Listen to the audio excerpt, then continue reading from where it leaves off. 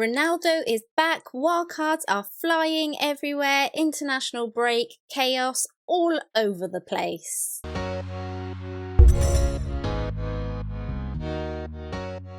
Hi guys, I'm Nymfria and welcome back to the home of FPL videos. I'm back after a week off of medical appointments and lots of boring stuff like that, and fixing some technical issues of course with my sound. Let's hope we've sorted it all now. But let's take a quick look at how I got on in Game Week 3 before looking ahead to my team selection and possible wildcard for Game Week 4. Sanchez was back to his 2-point ways against Everton. We've still got some good fixtures ahead, so hoping he can start to get some more of those clean sheets as we go ahead. In defence, Trent didn't get a clean sheet or any attacking returns, but what he did get was 2 bonus points, likely owing to his 2 shots, 1 on target and 5 attempted assists. He also had an 82.1% pass completion rate against Chelsea. Will definitely take the 4 points if nothing else. Soufal was a bit of a letdown again. Just the 1 point against Crystal Palace is not really what I was hoping for, to be honest with you guys. However, I did get my first clean sheet out of Shaw for 6 points towards my team total. I will take that given we've been a bit lucky with his points so far, I think. Moving into midfield, and Rafinha could only manage 2 points towards my team total. Unlucky again not to come away with something. 3 shots, 1 in the box and 2 attempted assists. Feeling a little like a roller coaster ride owning him at the moment. Salah came in good with his goal and 3 bonus points for 10 points in total. I wasn't expecting very much from him against Chelsea, so we can't complain with that and we move. Bruno blanked yet again and could only manage 2 points. He had exactly the same stats as mentioned for Rafinha in Game Week 3. That definitely did make me sit back and have a think about Bruno all over again, to be honest. Greenwood, on the other hand, smashed it out of the park again for me. 3 shots in the box, 2 attempted assists and a goal with a clean sheet for 8 points added to my total. This lad has been impressive. I hope for his sake he doesn't get dropped now, and for my sake, because I love owning him in my team. My new recruit Benrahma also let me down. Just 1 shot on target and 1 attempted assist. Little bit naff considering I was really hoping for so much more.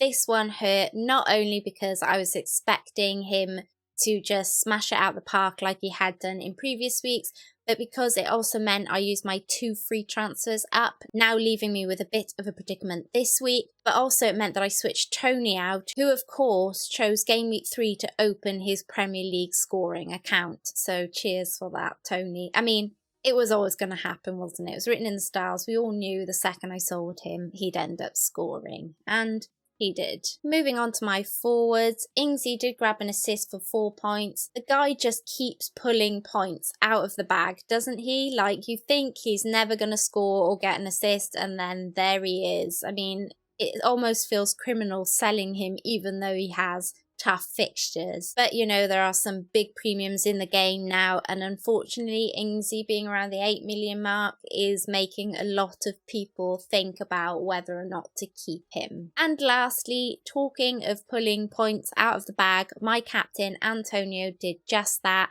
with a whopping goal and an assist for 11 points. Doubled to 22 as my captain. He saved my boutte in Game Week 3, that's for sure. This week I could have got only 1 point more from my bench if I had chosen to play Ayling over Soufal. Not bad, I mean, I was never really going to do that, and 1 point hopefully is neither here or there. I mean, it is at the moment, but hopefully in the grand scheme of things, it'll be neither here or there. So with all of that, I got 63 points, my first red arrow of the season. Bad times, bad times. However, I did reach my target of 60 points, so I'm trying not to be too disheartened by it. I'm currently placed at 157,910th in the world. Not bad, pretty happy with that so far. And my 3 top scorers were Antonio Happiness with 22 points as my captain, King Mo Salah with 10 points, and the grass does turn out to be greener in Game Week 3 for Greenwood with his 8 points.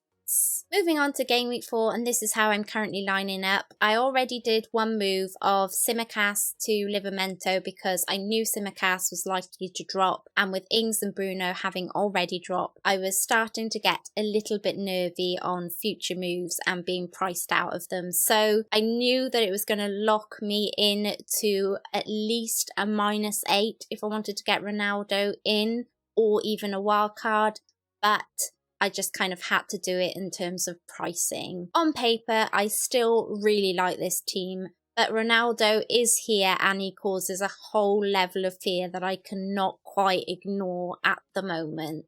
Now, of course, I have looked at a wildcard, and I have to admit I was struggling to see how much I would actually change with this team. Granted, it felt like Rafinha might be back for Game Week 4, whereas that doesn't look as if it might be the case now currently. We're waiting on some specific news on that. But if I were to wildcard now, I'd be seriously tempted to go all-out attack on Ronaldo and Lukaku, which would look like this. And as you can see, my mid and defence looks a little weak with this particular setup.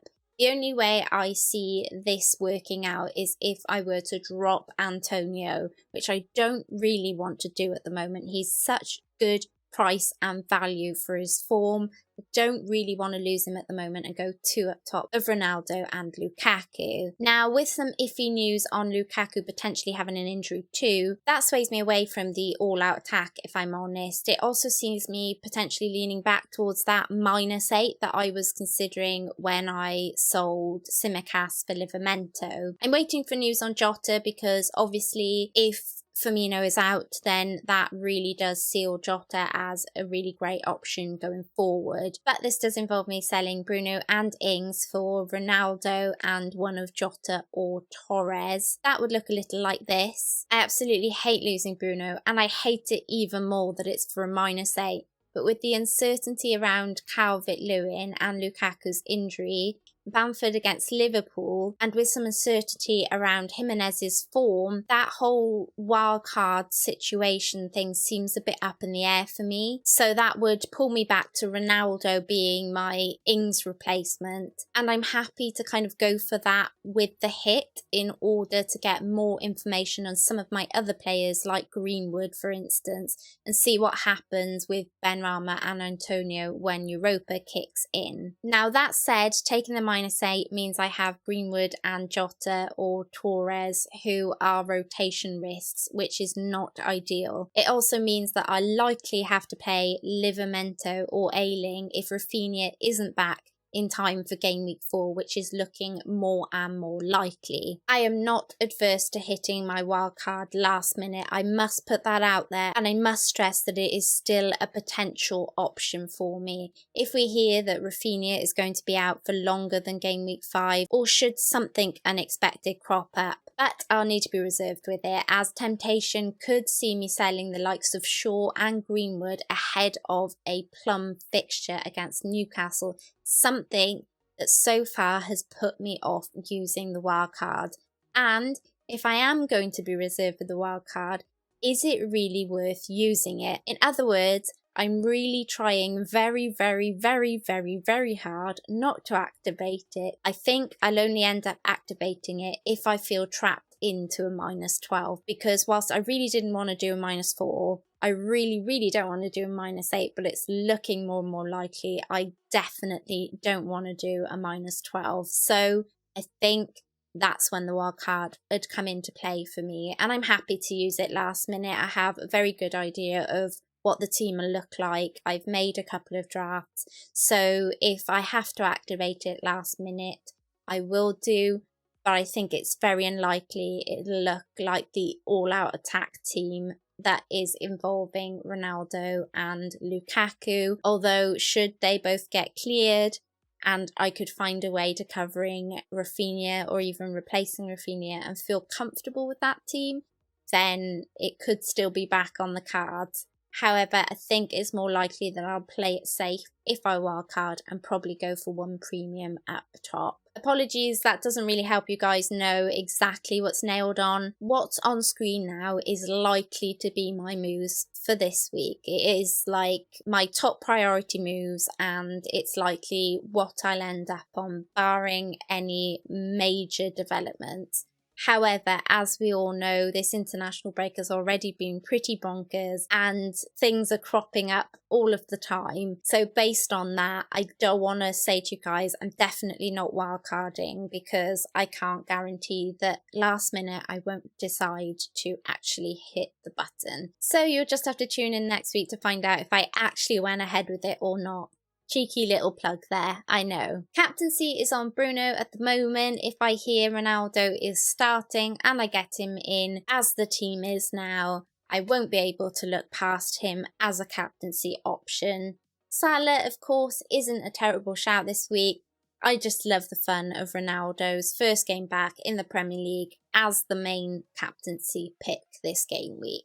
And lastly, moving on to the trending transfers this week using Fancy Football Fix data, I'll delve into the trending transfers ahead of the next game week so you can see who's likely to rise and drop in price, as well as gauging the bandwagons at the time of recording this. So let's take a look at the players in and out ahead of game week 4. Of the goalkeepers, Lloris is the trendiest goalkeeper in ahead of game week 4 with 227,000+ purchases. Raya is the next trendiest with 226,000. Martinez is still the most transferred out goalkeeper due to all of the international business with over 507,000 sales. The next highest out this week is Foster due to injury with 231,000+ managers getting rid of the Watford goalkeeper. Of the defenders, Tsimikas is leading the way for sales out this week with over 387,000 managers jumping off of the Liverpool man. Shaw is the second most transferred out with 300,000+ sales. Daffy is the trendiest defender in with 325,000+ purchases. Reguilón is chasing down the trendiest spot as the second highest defender in with over 321,000 purchases. In midfield, Torres is the trendiest midfielder in with over 620,000+ purchases for the City man. Gray is the next trendiest this game week with around 412,000 buys. Bruno is the most switched out midfielder this week with over 636,000+ sales. His teammate Pogba is also a trendy sale with 200,000+ FPL managers moving on the Manchester United midfielder. Up front, Ings is the trendiest forward out so far ahead of game week 4 owing to his fixture swing, with 541,000+ managers moving on the Aston Villa man. Tony is the second most transferred out forward with over 251,000 sales. Ronaldo, before even kicking the ball for Manchester United,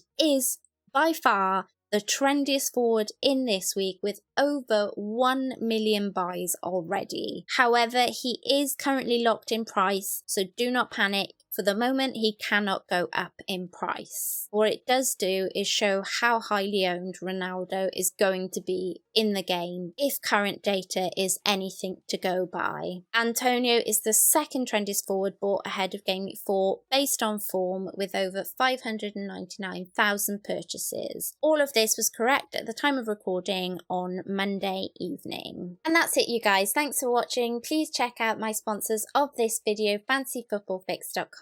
And yet again, if you'd like to help me reach 7k, one of my lucky numbers, then please like, share, hit that notification bell and subscribe for more FPL videos. Until next time, Nymfria out.